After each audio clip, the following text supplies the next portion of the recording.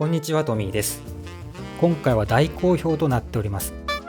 センスに頼らないロジカルインテリアシリーズ第2弾としまして、照明をテーマにお話ししていきたいと思います。照明は置き方、選び方でインテリアを劇的におしゃれにすることも台無しにすることもできる重要なアイテムです。料理で例えるなら調味料、つまり砂糖を入れるのか塩を入れるのか、はたまた醤油を入れるのかぐらい最終的な味を決めると言っても過言ではありません。今回はそんな照明の置き方、選び方についておすすめの照明器具も含めてお話ししていきたいと思います。それでは行きましょう。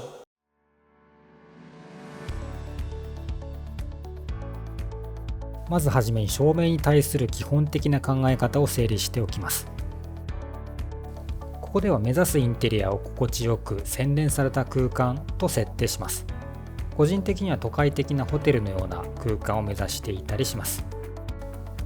前回の動画で心地よくて洗練されている空間はシンプルと複雑性のバランスが取れているとお話ししました。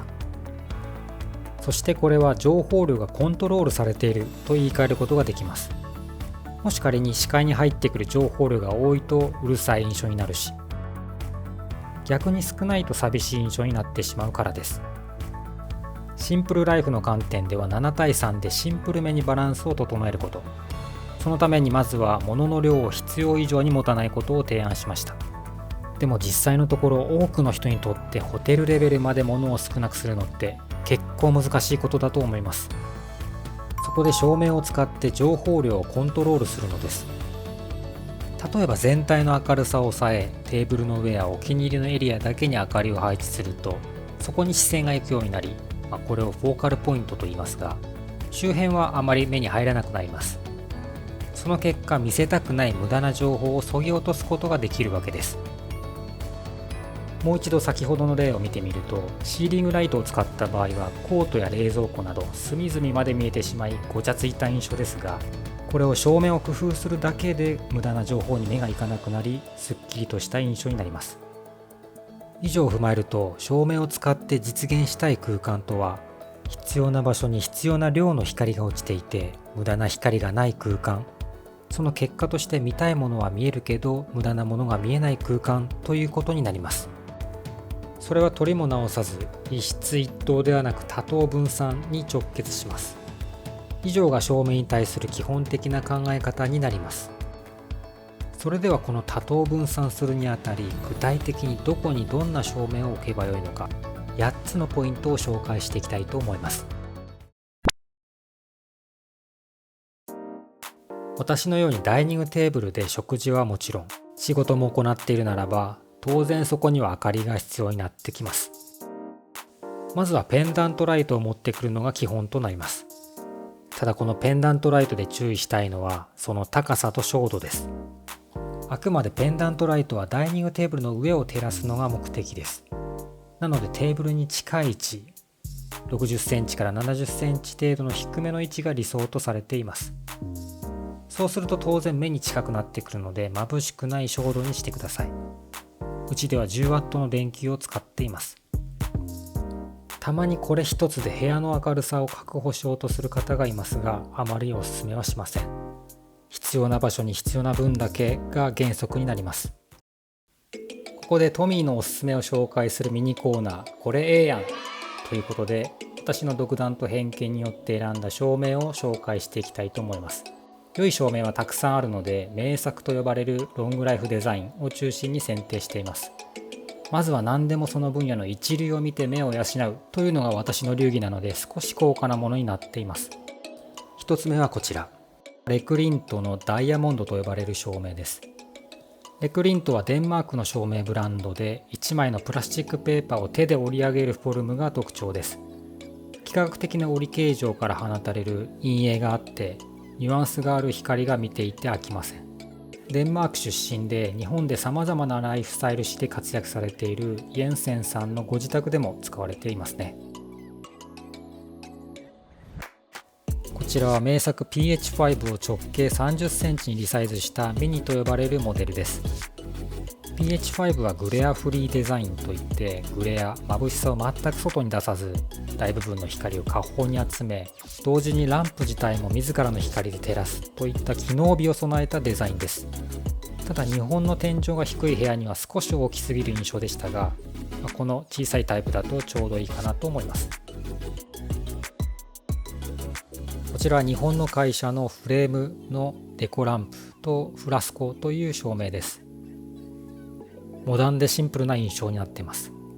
黒を選んで空間の引き締め役としても良いし、白を選んで空間になじませるのもありかと思います。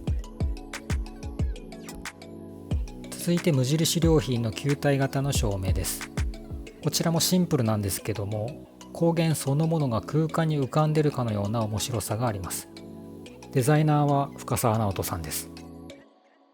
こちらはニューライトポタリーさんのバレットというシリーズです。削り出しの真鍮をそのまま使った仕上げ加工をしないタイプのものは経年による表情の変化が楽しめます。また黒で着色しているタイプもムラがあっていいラフさがあります。またこちらは二紙の明星というペンダントライトです。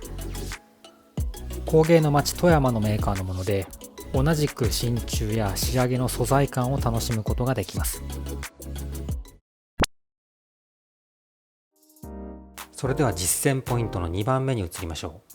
う。で、これだけでは明るさが足りないと思います。で、そういう時は部屋の角や壁際に照明を置くのが良いです。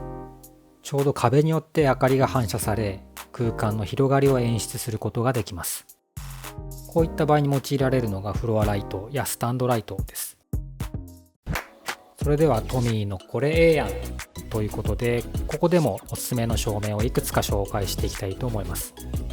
まずはスタンダードトレードさんのフロアライトとスタンドライトです。形状はとてもシンプルなものなんですが、シェードに使われている麻や真鍮の素材感がとても光る一品になっています。続いて私も使っていますイサム・ノグチの明かりです。まさに彫刻のような有機的なフォルムと和紙越しの柔らかい光、あと華奢な足も気に入っています。いろんな形のタイプがあるので、形違いで複数個置くのもいいかもしれませんね。続いて無印良品のスタンドライトです。足を取り替えることで高さを変えたり、木やスチールの素材感を変えることができます。個人的にはこの四角いタイプのものが大きさのバランスも良くて端正な印象で気に入っています。無地ホテル銀座でも使われていますね。またアームの機構がついた照明も使いやすいです。こちらはアームランプといえばこれというアイコン的存在となっているアングルポイズです。いくつか種類がありますが、タイプ75というのがシンプルで取り入れやすいかと思います。またヴィンテージ品になってしまいますが、この形もかっこいいですよね。また山田照明さんの Z ライトも有名ですね。値段もお手頃なところが嬉しいです。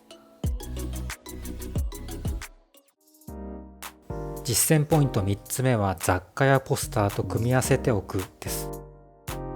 部屋に入った時に明かりがある部分に視線が自然と集まるというお話をしました。なので見せたいポスターや雑貨などお気に入りのエリアに照明を置くことでフォーカルポイントを作るのがおすすめです。逆に見せたくないエリアは暗くなるようにしましょう。先ほど紹介したテーブルランプやスタンドライトを使うと柔らかい光がいい感じの陰影のグラデーションを生み出すのでおすすめです。またフェアリーライトも素敵ですね。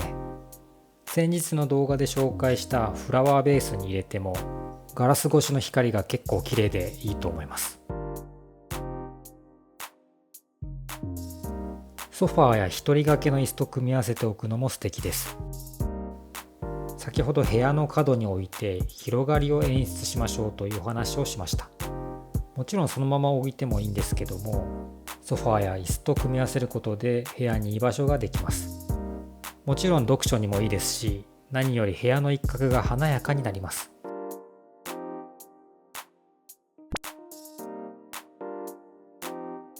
続いてこれは特に大切にしているポイントですが、光源は低い位置にあるほど落ち着いた空間になります。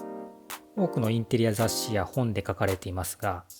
人間の活動は太陽の動きと密接に関係しています。日中は白い光を高い位置から浴びることで脳が活性した状態になります。一方、日が暮れて黄色い光を低い位置から受け始めると安静状態になります。焚き火も見ていると落ち着きますよね。こうした光と人間の関係性を照明でも活かして、目線より低い位置に黄色いランプを選ぶと緊張感を緩和してリラックスできる空間になります。またクリップ型のスポットライトはこのようにちょっとした出っ張りに挟んで設置できるので、場所を取らないという意味で便利です。このように光源が直接目に入らないように壁に当てて使うと光が柔らかく回るのでおすすめです。うちではすでに廃盤となっているようですが、無印良品の白熱電球のクリップライトを使っています。また最近注目しているのは配線レスの照明です。配線がなくなることによって明かりを持ち運ぶという新しい暮らし方が可能になります。中でもアンビエンテックというメーカーに注目しています。例えばこのボトルドランプ、昼間はテーブルの上で使ったりソファーで使い、夜はベッドサイドで使うといったように持ち運んで使える。つまりこれ一つで2役3役の使い方ができるわけです。そして何よりこのガラス越しで艶やかな光、高品位でエモーショナルな佇まいが目を引きます。もう一つ同じメーカーでターンというライトもいいです。金属の素材感、精緻な印象、あと光源が見えない柔らかい光、どれも魅力的です。手っ取り早く多等分散したいときにはこの簡易ライティングレールがおすすめです。引っ掛けシーリング用のローゼットさえあれば電気工事も不要で賃貸でも簡単に取り付けられます。このライティングレールに複数のスポットライトをつけて明かりが必要な場所、あとは見せたいエリアを照らせば、これ一つで多等分散が完成します。はい、いかがだったでしょうか。今回はセンスに頼らないインテリアシリーズ第2弾として心地よく暮らすための照明術をテーマに一つの基本原則とそれに基づいた8つの実践ポイントをお話ししました。またおすすめの照明ブランドも紹介しましたが、これ以外にも世の中には安くて良い照明はたくさんありますので、いろいろと探してみると楽しいと思います。それでは今日はここまで。終わり。